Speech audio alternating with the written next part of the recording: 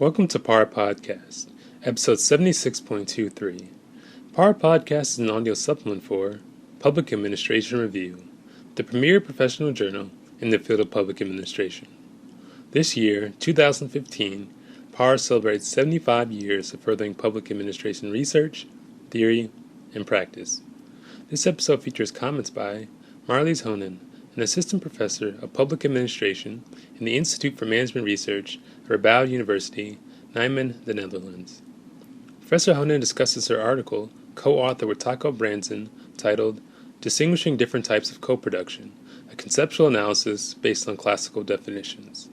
This article is currently available in early view and we published in Public Administration Review, Issue 76, Volume 2. Hello, I'm Marlies Honingh and second author of the article Distinguishing Different Types of Coproduction, a Conceptual Analysis Based on the Classical Definitions. In this article, we provide conceptual tools to create more conceptual clarity, which is an important precondition, we think, for taking co-production research forward. We revisit and analyze classical definitions to move on to a new definition that captures the essence of classic definitions and present conceptual tools to identify different types of co-production to increase comparability and consistency in co-production research.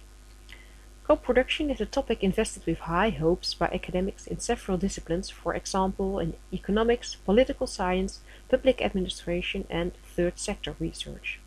In parallel, co-production has increasingly come onto the agenda of policymakers as interest in citizen participation has soared. Expectations are high. Co-production, according to one report, could deliver greater ability to get to the root of issues and develop tailored solutions, increased innovation and efficiency of services when they are built around users' needs. Basically, co-production means that services are not only delivered by professionals and managers and managerial staff in public agencies, but are also co-produced by citizens and communities. As such, co-production is a manifestation of an emerging governance paradigm in which collaboration and participation are more central. The high expectations concerning co-production require us to remain very critical. Unfortunately, and despite the progress that have been made in co-production research, we know relatively little about co-production. We know little about the involvement of citizens in different phases in the co-production process. We know little about the citizens that are involved, the co-production process itself, the activities of citizens during the co-production process, their interaction with professionals, and the output and outcome. This can partly be explained by some conceptual fuzziness. Different interpretations of co-production are found under the same label, which makes it almost impossible to compare and link findings systematically.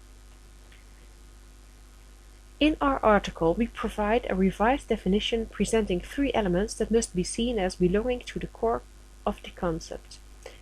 These basic elements of co-production are the following.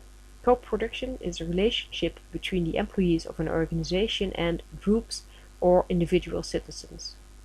Co-production requires direct and active input from these citizens to the work of the organization, and the professional is a paid employee of the organization, whereas the citizens receive a compensation below market value or no compensation at all.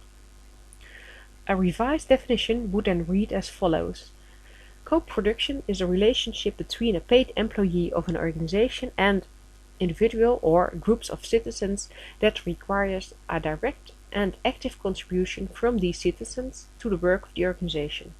In our definition, we do not include all inputs by citizens that may affect the overall design and delivery of a service, but we focus on the direct input of citizens in the individual design and delivery of a service during the production phase. We therefore propose a typology based on how co-production is linked to the design and implementation of the service. At this point, it is important to refer to two variable elements. The first one is the extent to which citizens are involved. Are they only involved in the implementation or also in the design of professionally produced services? And the second element concerns the proximity of the task that citizens perform to the core service of the organization. With the new definition and these two variable elements, we construct a basic typology of 4 types of co-production. We believe that this typology opens up the possibility to empirically compare and contrast different types of co-production and to examine the dynamics that come with these different types of co-production.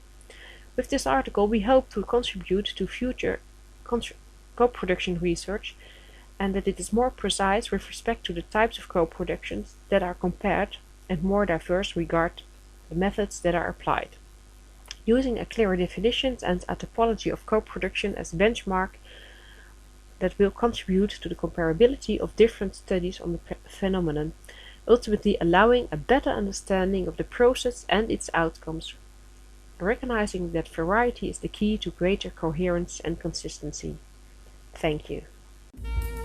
This concludes PAR Podcast, episode 76.23. To listen to additional episodes and learn more about Public Administration Review, please visit us online at publicadministrationreview.org.